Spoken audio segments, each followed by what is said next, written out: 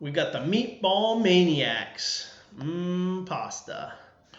Carl decided, hey, you know what? I'm going to go with a young guy and an old guy too. Everybody else is doing it, so I'm going to do it.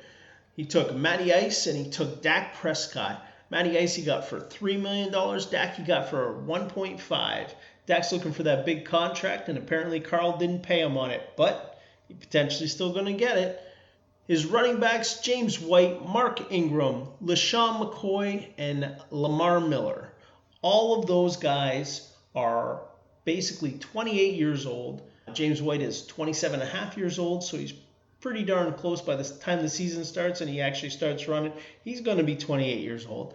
These guys are pretty much almost done their careers, but he sees something in them. Paid 3.5 for James White, 5.5 on Mark Ingram, only 1.5 on Shady, and then 3.7 on Lamar Miller. So I don't see him signing those guys to any long-term contracts, but they are serviceable and they may get him through the year. His wide receivers, he went hot and heavy on some big names. He got Robbie Anderson, DeAndre Hopkins, Julio Jones, Devin Funches, and Terrell Williams. The prices that he paid on those guys, whoo, buddy. 3.1 on Robbie Anderson, 13.9 on DeAndre Hopkins, 11.8 on Jones. Devin Funches was $1 million, and Williams was 1.3. Next, we look at his tight ends, and he's a Green Bay fan, but I don't understand why he keeps taking his tight end because he tries to shop him after he gets him. He has Jimmy Graham, Mark Andrews, and George Kittle. George Kittle, I thought was going to go for around $5 to $5.5 million. He went for $6.7 million.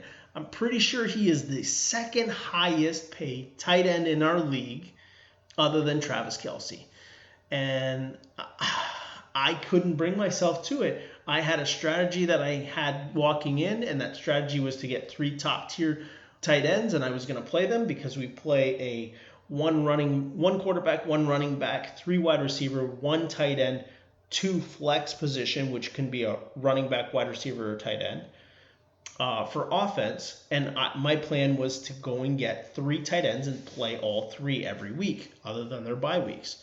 And that was kind of blown up right away when George Kittle went up, and he went for $6.7 million. So let's look at his defense. He has Cam Hayward, he has Charles Harris, and he has Jabali Sheard. He paid basically league minimum for all of those, 0.6 for Hayward, 0.6 for Sheard. Todd Davis, Khalil Mack, Tahir Whitehead, Jerome Baker, and Lorenzo Carter. Some okay names there. Big name with Khalil Mack there, $2.1 million. Obviously, he hopes he gets shifted to defensive end at some point in his life because then he can change the designation to him.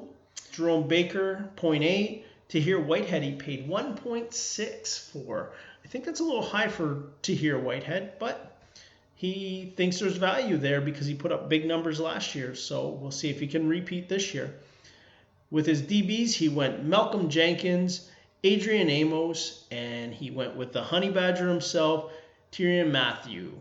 He paid $2 million for Mathieu, and my buddy Sean that was sitting next to me was very sad because he has him in the other leagues that he's in, absolutely loves the guy, and was in the bids hot and heavy, and I think he actually made Carl the bump up to $2 million. Because I think it would have ended at around 1.4. So he got some money out of the guy at least.